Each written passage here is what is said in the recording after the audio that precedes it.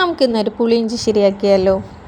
അതിനിത് ആവശ്യമായ ഇഞ്ചിയെല്ലാം തോല് കളഞ്ഞ് വൃത്തിയാക്കി ചെറുതായിട്ട് അരിഞ്ഞെടുത്തിട്ടുണ്ട്. എന്നിട്ട് അതിന് ആവശ്യത്തിന് പുളി എടുത്ത് ഞാൻ വെള്ളത്തിലിട്ട് കുതിർത്ത് നന്നായിട്ട് ഞാൻ ഇവിടെ അരിച്ച് വെച്ചിട്ടുണ്ട്. ഇനി ആവശ്യത്തിന് വേണ്ട ശർക്കര വെള്ളത്തിലിട്ട് പാനിയാക്കി മാറ്റി വെച്ചിട്ടുണ്ട്. ഇനി നമ്മുടെ ഇഞ്ചി ഒന്ന് നമുക്ക് ചെറുതായിട്ട് കഴുകിയെടുക്കാം.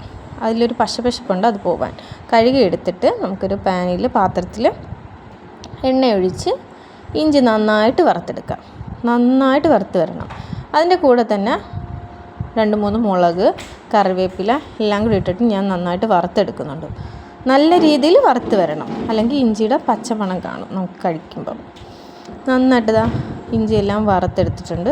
ഇനി ഒരു മൺചട്ടി എടുത്തിട്ട് ആ ഇഞ്ചിയെല്ലാം കൂടി ഈ മൺചട്ടിയിലോട്ട് തട്ടിയിട്ട് കഴിഞ്ഞിട്ട് മറ്റേ അരിച്ച് വെച്ച പുളിവെള്ളം ഉണ്ടല്ലോ, അതും കൂടി ഒഴിച്ച് നമുക്ക് നന്നായിട്ട് ഇഞ്ചിയും പുളിയും എല്ലാം കൂടി മിക്സ് ആവുന്ന രീതിയിൽ നന്നായിട്ട് വരണം. അതിൽ കിടന്ന ഇഞ്ചി അങ്ങ് നന്നായിട്ട് വെന്തെടുക്കും.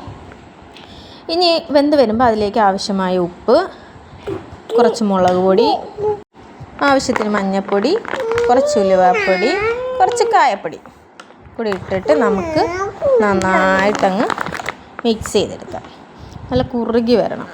ഇത് കുറുകി വരുമ്പോഴത്തേക്ക് നമുക്ക് ഇതിലേക്ക് നേരത്തെ പാനിയാക്കി വെച്ച ശർക്കര ഇതിലോട്ട് ഒഴിച്ചു കൊടുക്കാം. ശർക്കരയും കൂടെ ഒഴിഞ്ഞ് ഇത് നന്നായിട്ട് മിക്സ് ചെയ്തിട്ട് നല്ല അണക്ക് തിളച്ചതുകൊണ്ട് നല്ല തിള വന്നിട്ടുണ്ട്. തിളച്ച് നന്നായിട്ടങ്ങ് പറ്റണം. ഇത് നല്ല രീതിയിൽ പറ്റണം. ഈ പറ്റി വരുമ്പോഴത്തേക്കും നമുക്ക് ഉപ്പ് നോക്കിയിട്ട് ആവശ്യത്തിന് ഉപ്പ് ചേർക്കാം. എന്താ കണ്ടോ, നല്ല അണക്ക് കുറുകി വന്നിട്ടുണ്ട്.